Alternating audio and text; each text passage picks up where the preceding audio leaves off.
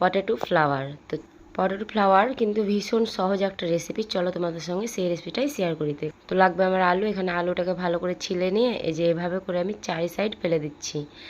এই যে এভাবে করে কিন্তু 2 সাইড কেটে ফেলে দিলাম। এবার এই যে এভাবে করেও কেটে দিচ্ছি, তোমরা ভিডিও দেখে বুঝতে পারছো যে আমি কীভাবে করে কাটছি। এবারে লাগবে আমার দুটো কলম। তো কলম দিয়ে যেভাবে করে আমি কুচি কুচি করে কেটে নিচ্ছি। একটা সাইড কাটা হয়ে গেছে, এবারে যে অপর সাইডটাকে আমি ওই একইভাবেই কেটে নেবো যেভাবে করে কুচি করে।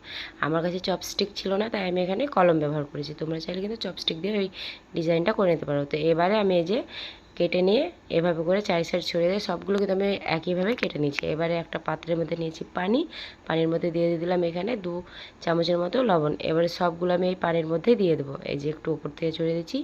এবার আমি উল্টে যে দিকটা আমি কুচি করে রেখেছি সেই দিকটা এভাবে করে আমি দিয়ে দিলাম। এবারে আমি এটাকে আধ ঘন্টা আমি রেখে দেবো এভাবে করে। তো আধ ঘন্টার পর ভালো করে ধুয়ে আমি পরিষ্কার করে নিচ্ছি। এই যে দেখো একদম কত সুন্দর কিন্তু একদম ফুলের মতোই হয়ে গেছে।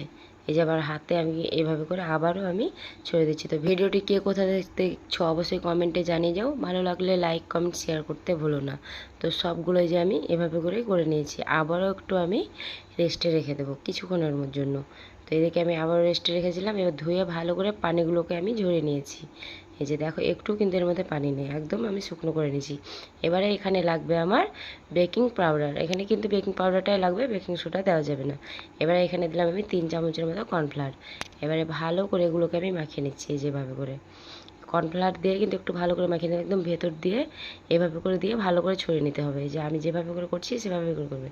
তো আমার একটা যেভাবে করে আমি মাখিয়ে নিলাম। এবারে একটা প্লেটের মধ্যে আবারও একটু আমি এই যে এভাবে করে হাত দিয়ে ছড়িয়ে ছড়িয়ে দিচ্ছি। তো সবগুলো আমার হয়ে গেছে।